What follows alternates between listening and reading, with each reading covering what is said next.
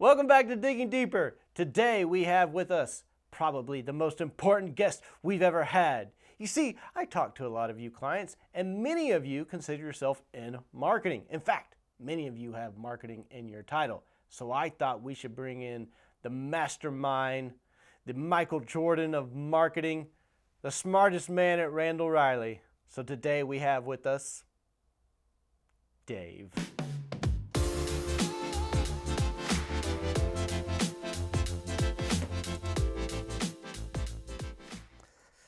Everybody, welcome to the set, Dave. Great to be here. Big fan of the show. Well, let's jump right into it. How would you define marketing?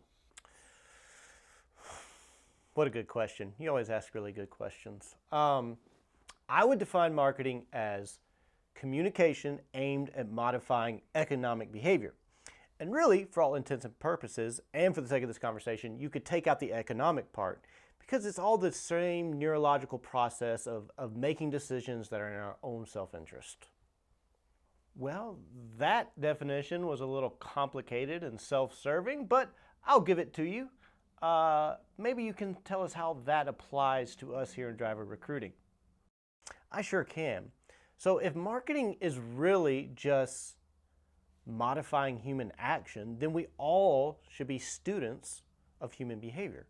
And really, if the whole question is, how do I get my audience to act, instead of having to worry about like marketing research, we can just look at just scientific research that's been around, because those are very proven principles of what actually makes humans take action.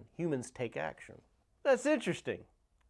So you talk about these principles. How many of these principles do you have? And maybe you can go ahead and tell us the first. All right.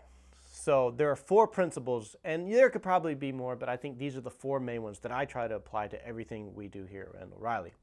And the number 1 principle, the first and probably most important principle, is use emotions, preferably negative ones. You see, humans like to think of ourselves as really logical, rational decision makers, but research reveals that the vast majority of us are all emotional decision makers. We actually only use logic to justify the decisions that we've made. And if we think about drivers in general, drivers are very emotional beings by and large. I mean, when they leave a job, is that a very thought out decision, or is that usually a very emotional decision? So you can bet that when they're trying to take a job, that's a very emotional decision. The things that make them click and add, these are all emotional decisions. So we need to use that emotion in how we construct campaigns, how our recruiters talk. Think about Seth on Seth Listens In, another great show, not as good as this one, but another great show. He's always talking about building rapport, uncovering motivations. That's really just discovering the emotion within the conversation. Emotion makes us take action. You know, that's very true.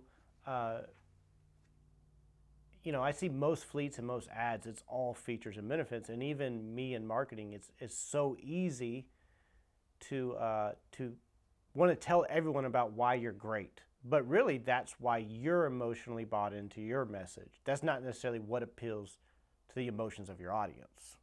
Right, that's a really good point, because, like I said, we're all emotional decision makers, but when we're doing marketing, we're trying to make things that are emotionally resonant to the audience. It's really important that we almost take our emotions out of it.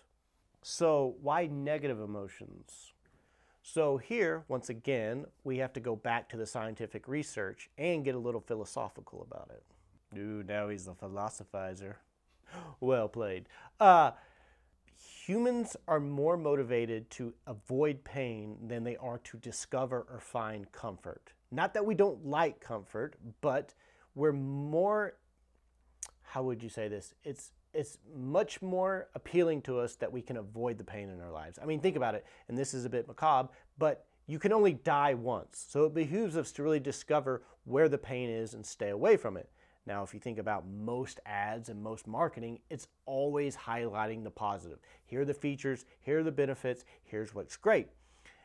And that's not necessarily bad, and there's a place for that, but the thing that really motivates humans to take action, which remember we said the whole point is making humans take action, negative emotions. So instead of saying we have great home time, you should be you should be highlighting the negative aspects of not having good home time. So it should be like, how many of your son's baseball games are you actually going to miss?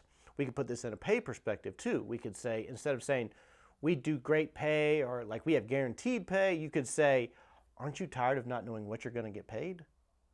Negative emotions actually make us take action way more frequently than positive ones. So if I can sum up, so the goal of marketing is to affect action. And the most efficient way to affect the action of any humans, but specifically drivers, is to use negative emotion. So then what would be your second principle?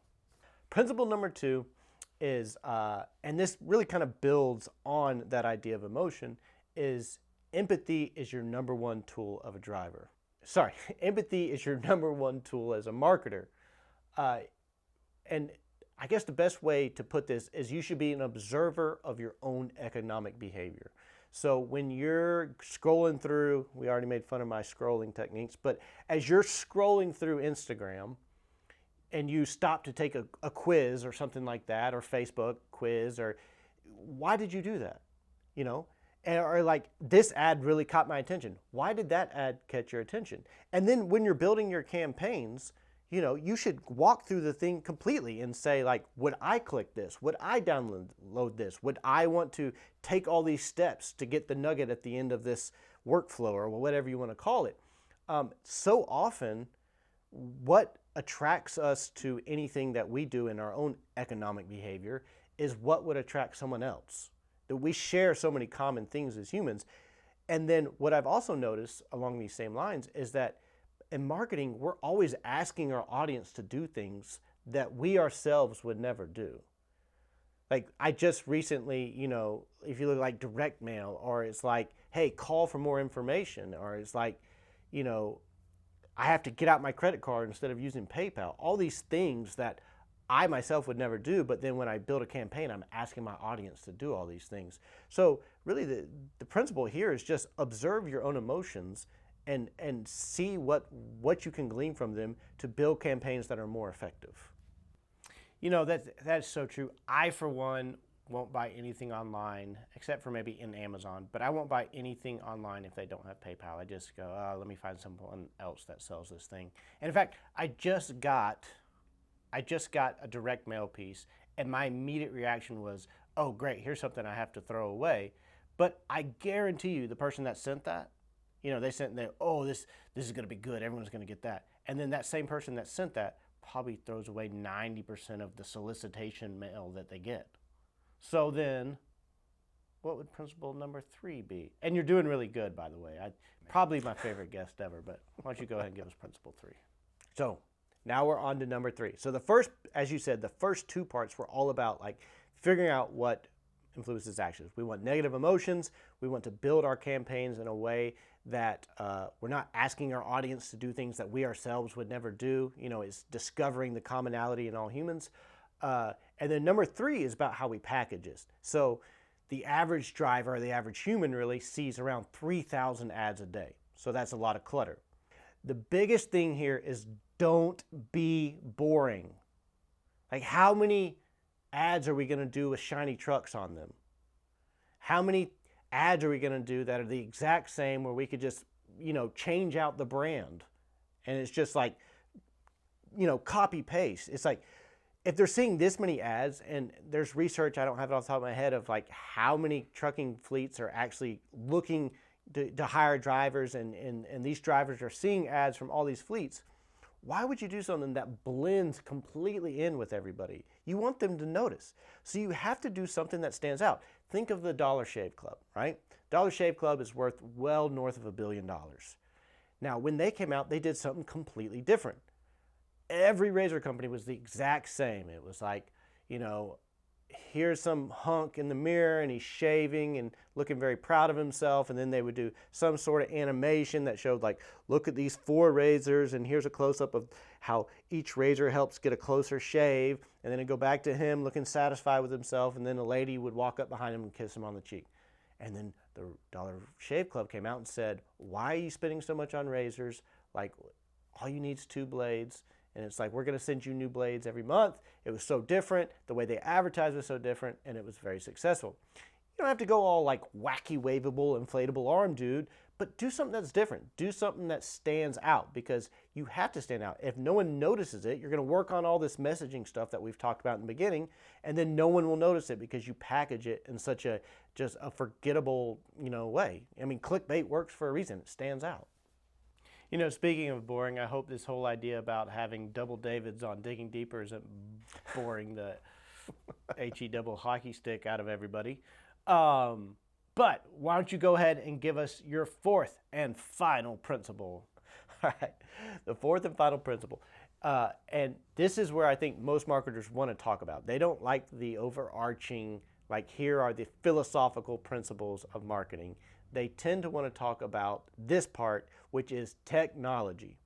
But technology, really, and this is the principle here, technology is all about empowering the audience to do what they already wanted to do. It's making what they wanted to do easier. Think of a smartphone.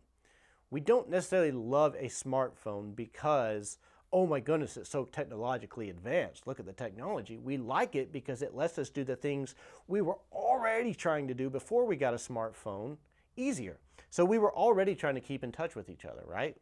But now we can do it so easy. We were already trying to entertain ourselves more often. Well, now we can do it easier. We're already trying to show off to our friends. Now we have social media, we can do it easier.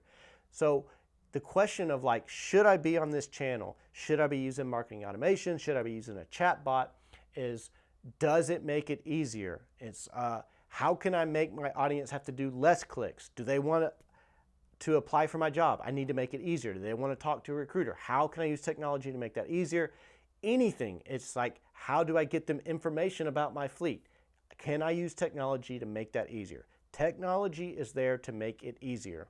So if you're just adding unnecessary steps into your process or your campaign just for the sake of using new technology and feeling like you're forward, but it's not making it easier on the audience, there's no point to it, right? Because we're all just trying to get humans to act. So use technology to empower the actions your audience is already trying to make. Well, I got to say, this is really pumping me up, and I think this might be the best episode we've ever done. But could you give me a summary of everything you've talked about so far? Okay. So, remember, first off, we have to say this is all under the umbrella of marketing is essentially how can I influence or modify the behavior of my audience. So in this case, we're talking about drivers. The first one is use emotion. People are not rational decision makers, they're emotional decision makers. And the types of emotions that motivate action the most, according to research, are negative emotions. Secondly, empathy is your number one tool. Be an observer of your own economic behavior and see what works on you, and then apply those same principles to how you build campaigns. Third, take all this that we've talked about and how to build and structure your messaging and structure your campaigns and put it in a packaging that isn't boring. You have to stand out. Like, if no one notices, it's all for naught. So you have to stand out at the very least. And then finally, use technology to make it easier on your audience. Technology is there to empower the actions we were already trying to take. So that's the principle that tells you what you should use. Marketing automation, chatbots, whatever it is, does this make it easier on my audience? Does this help them do what they were already trying to do? Wow, I mean, that's it. Wow. We're gonna have you back on real soon. Oh, I'll be back.